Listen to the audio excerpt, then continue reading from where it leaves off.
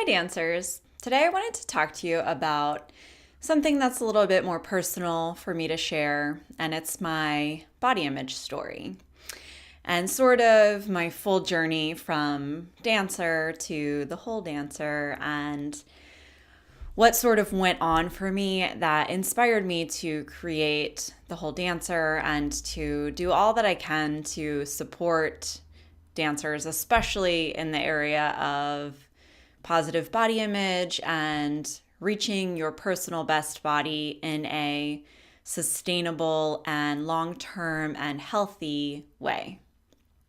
So, for me, some of you might have heard parts of the story. I've never told it in its full capacity or, full detail, but it was definitely a long journey. And unfortunately, there were a lot of negative things that I took on and negative approaches that I had to my body and food and dance.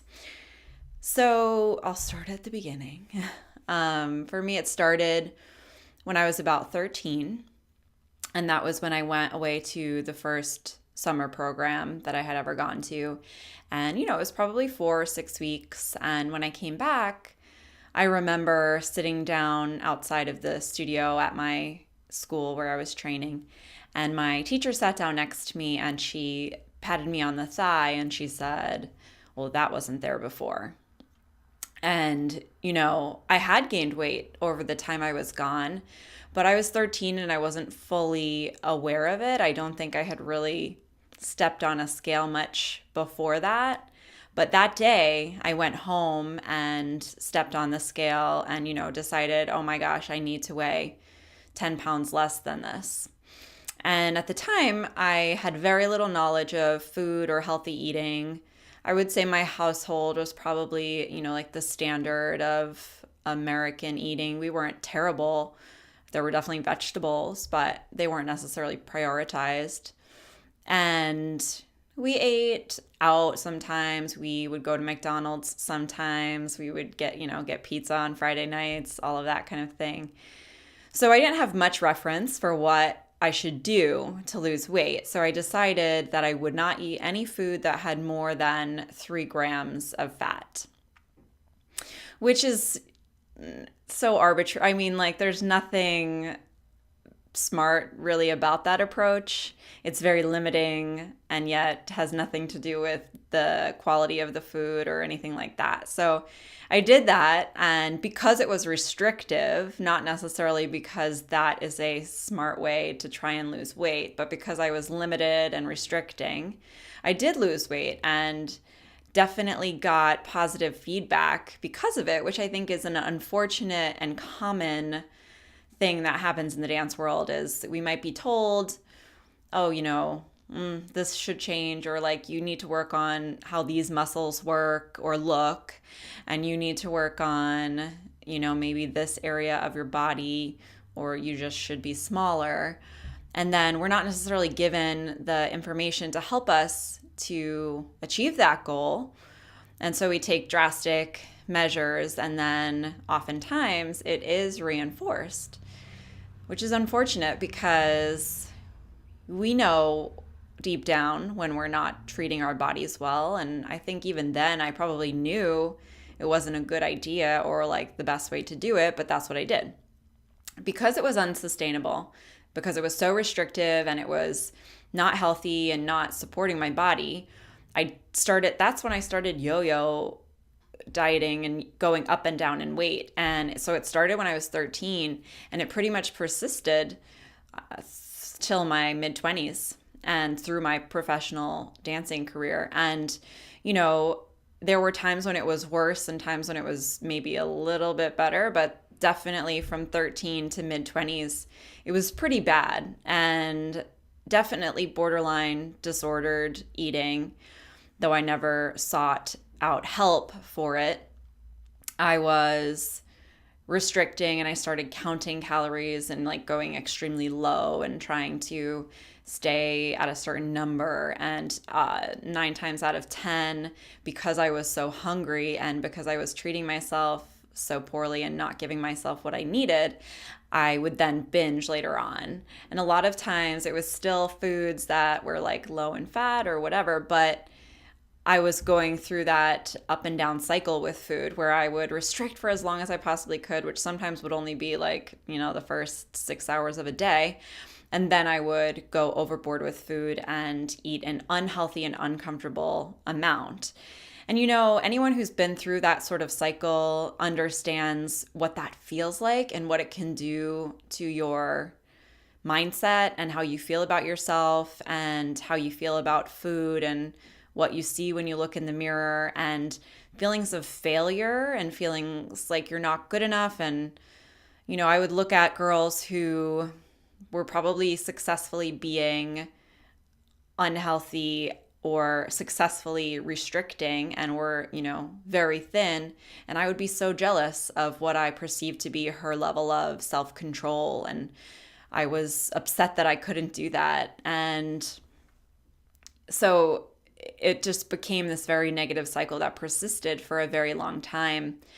And when I was dancing professionally, I lived alone the first year, and that was really a recipe for disaster. That was probably the very worst year as far as undereating and then binge eating whatever was in sight. And, usually I would just keep very little food in my apartment, but then I would become ravenous and I would go out and like buy something that I decided it was okay to eat that day and take it home and then eat, all of it, like a whole loaf of bread and a whole thing of cheese. And it just went up and down and was super unhealthy and made me feel really lost as a dancer. And one of the biggest problems is that my dance journey became about my weight and how my body looked. And there was less focus for me on just getting better as a dancer and how I could improve, because I was so busy worrying about how I looked and thinking that I was too big, even though after a certain point, I stopped getting any negative feedback about my body, even though my weight definitely was fluctuating. Nobody said anything. So even it was fluctuating within a range that probably as a professional dancer, they were fine with. There was an incident later on when I was doing a freelance job and, I had the tutu fitted and everything. And a week or 10 days later of a lot of stress eating and emotional eating because I wasn't feeling confident in my dancing at that time. I was not feeling confident in my body at that time. I went back, and when the ballet mistress was doing up my tutu, she said, "Did you gain weight?" And, all over again, that stress around my body was reinforced, and that worry that I was not going to be able to maintain what I needed to maintain came up for me again. So the main reason I wanted to share this story and give you a little bit more personal detail about it was because I know how common it can be to fall into a similar pattern like that. And I know how devastating it is when you're trying to be so virtuous with food and you're trying to eat right and do all the right things with food, and then you feel deprived or maybe you are truly not getting enough sustenance and you are just hungry. So I know how it can go up and down and how that can mess with you emotionally, and it messes with your confidence in such huge ways that I just thought it was important for me to share what I went through and to tell you that I know because I've done it myself, and I know because I've seen dancers do it, that you can move through it, that you are so not alone, and that it's much more common than I think we even know, because it's one of those dirty little secrets that I didn't really talk about with anyone except for probably like two of my closest friends who revealed to me that they were doing and going through similar things. So it is very much something that we hide, and you just want to look right as a dancer. It doesn't really matter to anyone how you get there, but it should matter, because your dancing, your dance career, your ability to perform And your ability to feel just calm and enjoy dancing and feel the joy really depends on getting to that better relationship with your body and food. So I just want you to know that you can get there. Seek out support if you need it. I mean, I love supporting dancers through this because I totally understand and totally relate to the situation. But if I'm not the right person to work with you, find someone else who you can talk to about it, who you feel comfortable sharing with about it. And just do all that you can to find and focus on the joy in dance and pursue it with the love that you started pursuing it with.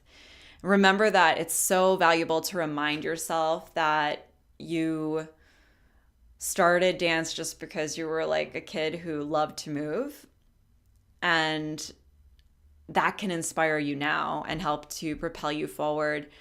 You know, one of the big tips that I'll say helped me move through my body image stuff and move away from that feeling that it just wasn't good enough, and that huge concern about how I looked all the time, not just in the studio, but how I was perceived by outside people. I went through times when I didn't want to tell people outside of dance that I was a dancer because I felt that they would assume I was too big to be a ballet dancer, that they would think, oh, there's no way she's like a professional dancer because she definitely doesn't look like a professional ballet dancer.